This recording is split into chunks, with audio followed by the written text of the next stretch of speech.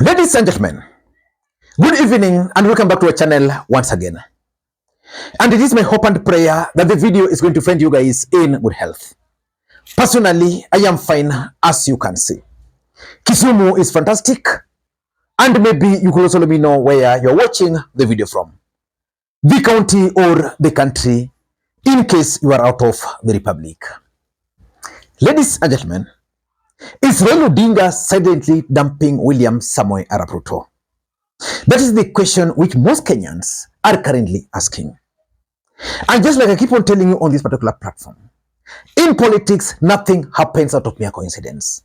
And that everything in politics is normally well planned, well scripted, and executed to achieve a specific political objective. Nothing in politics just happens for the sake of it. Ladies and gentlemen, William Ruto was in Ghana the other day. Raila Odinga was missing in action. We know the former president of Ghana was a close personal friend of Raila Odinga. The new one has also promised to vote for him. But in Ghana, several other heads of states were present. It was an opportunity for Raila Odinga to go and sell himself there. He was not in Ghana. Then William Ruto was also in Uganda, where several other heads of states were also present. Raila Odinga was not in Uganda with William Samoei Arap Ruto. Remember, the elections for the AU is coming up next month, which means each and every opportunity should be an opportunity for Raila Odinga to sell himself to the heads of states. Importantly, and I think you also noted this, William Ruto was in North Rift for 3 good days, trying to consolidate the region. I did a comprehensive analysis about William Ruto's tour of the North Rift. But something was also very clear during William Ruto's visit to North Rift. For the first time, ODM members of parliament did not accompany Ruto during that particular tour. Of course, Opiyo Wandayi as a cabinet secretary was there in his capacity as the cabinet secretary, but people like Opondo Kaluma were not with the president. Why?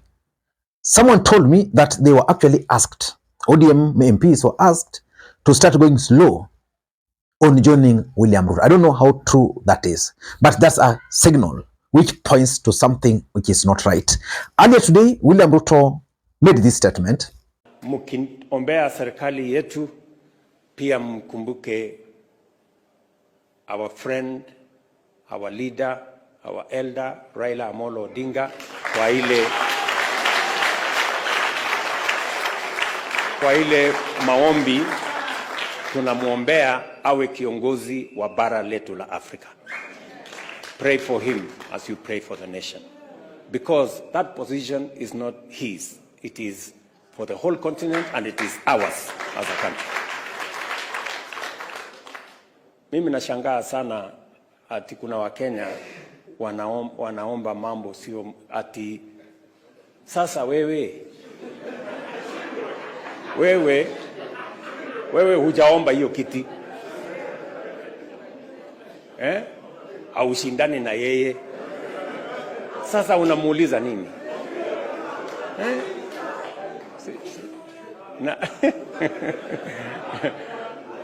So tafadhali tutulize maneno. Let us have goodwill for Kenyans. Ndio tutafute hiyo ya AU.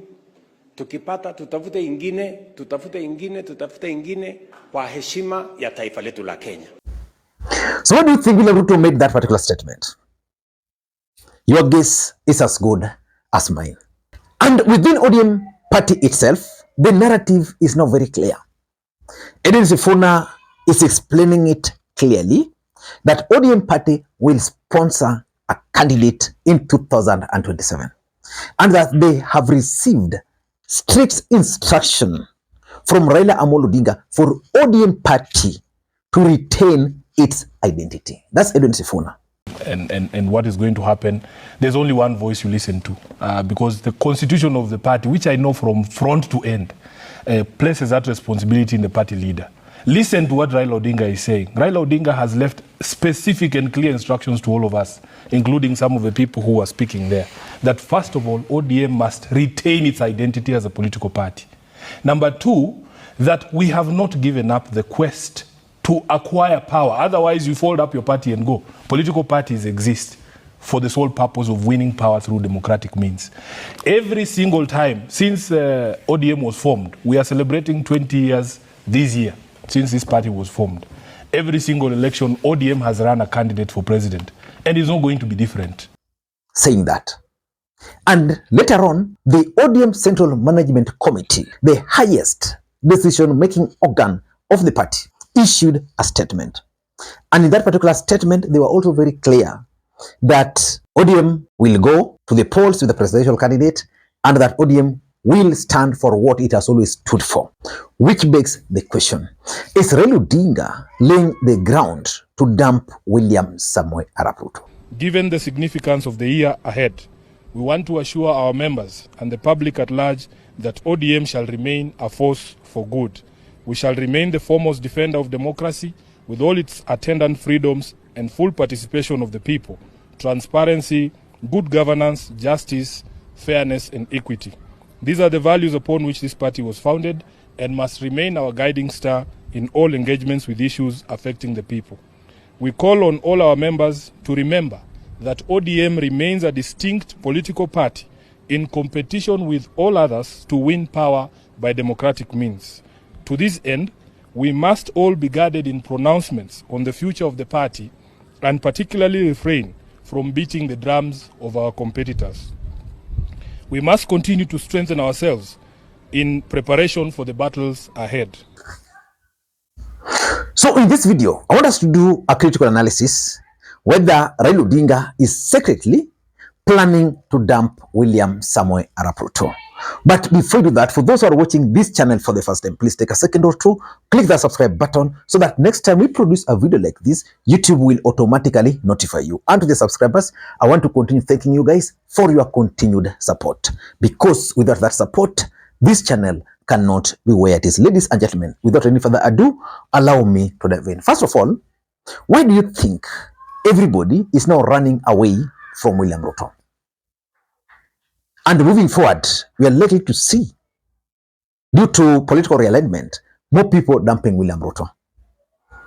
I'm not surprised, and those who have been following this channel, I've always reminded you that Justin Muturi would leave William Ruto.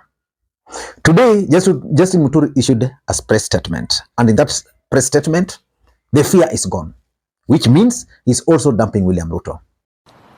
Ladies and gentlemen, I have taken this unusual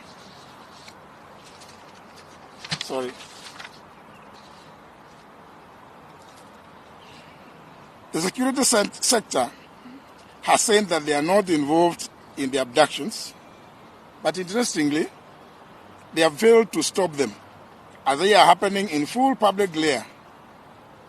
The president has equally said that he would want to see the abductions end.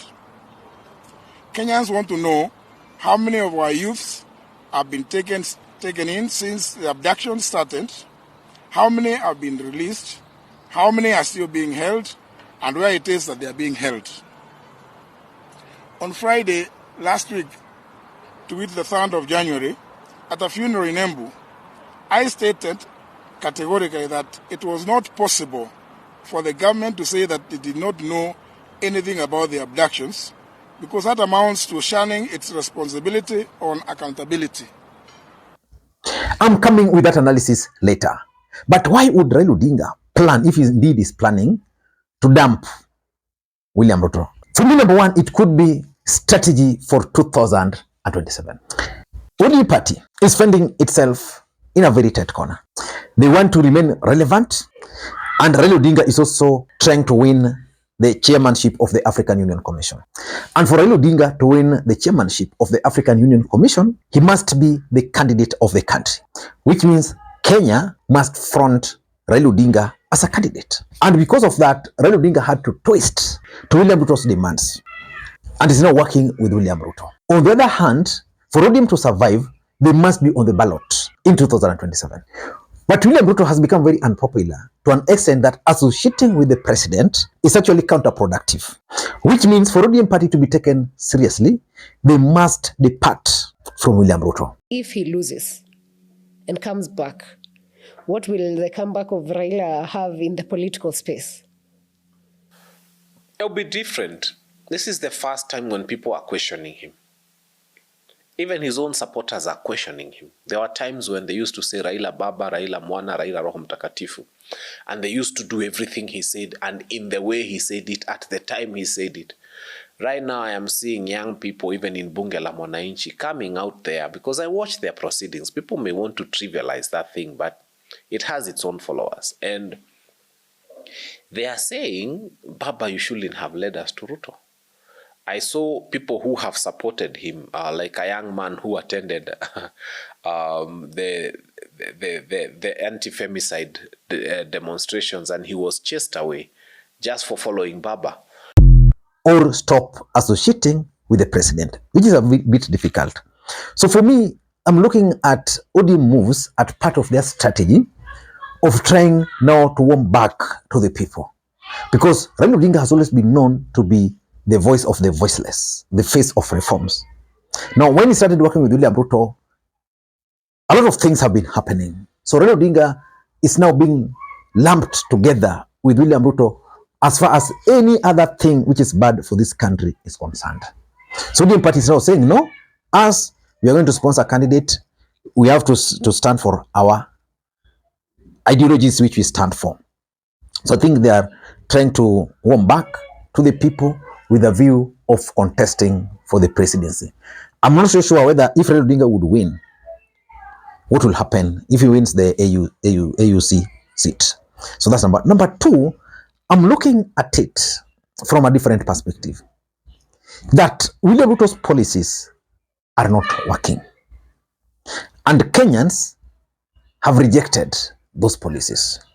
In fact, in this country, I don't know any single thing which William Ruto has actually implemented successfully as far as policies are concerned. Now, Raila Odinga nominated his experts to the government, which means now is fully part of that government. But some of these policies, Kenya Kwanza policies, are not working. For example, these abductions, they're just tainting the image of the president, the image of the country, the image of leaders associated with the president. So Raila Odinga's image is being tainted. And because the image is being tainted, it means they must find a way of trying to say, for us as ODM Party, we stand for this. That's why the other day I was asking you whether it is by coincidence that Babu Owino, who is very popular within ODM Party, and Edwin Sifuna, who is also very popular within ODM Party, are talking against these vices. And I told you that probably Raila Odinga was trying to multi-bet. For those who are betting, where you don't want to lose, you try this and you try this. So Kenya Kwanza policies are not working, and Raila Odinga has realized that associating with the government would associate him directly with those policies. And number three, it's the reform credentials of Raila Odinga, which is being affected in a very big way. In fact, the other day I was reading some Twitter post by some South African lady who was questioning what Raila Odinga wants to do with the AU when he can't even condemn the abductions in Kenya. When Kenya is a country of abductions, how can someone like that be the face of African Union Commission? And of course, there were several responses to her, but the questions she raised have also been raised by Kenyans before. It reached a point where even the Kenyans themselves wrote several letters to various heads of states telling them not to vote for Raila Odinga, which means Raila Odinga's reform credentials has been eroded through his association with the president. So he's now trying to see if that can be corrected. And importantly, which is my last point, I think for Raila Odinga and William Ruto, there is nothing which is binding them ideologically. If you look at William Ruto's history, politically speaking, and those of Raila Odinga's history, politically speaking, they're not converging. These guys are a world apart in terms of ideology. And because of that world apart, they've been working, but for convenience, because politics is about interest. They've been working for convenience, Raila serving his own interest, Ruto serving his own interest, but there's nothing which is binding them ideologically, which means At some point, these guys will have to part ways. Ladies and gentlemen, I don't know what to think, but that's my take for now. Until next time, this is Makwiny. In my next video, I'm going to talk about Justin Muturi and his statement today. Till that time, Makwiny, bye-bye.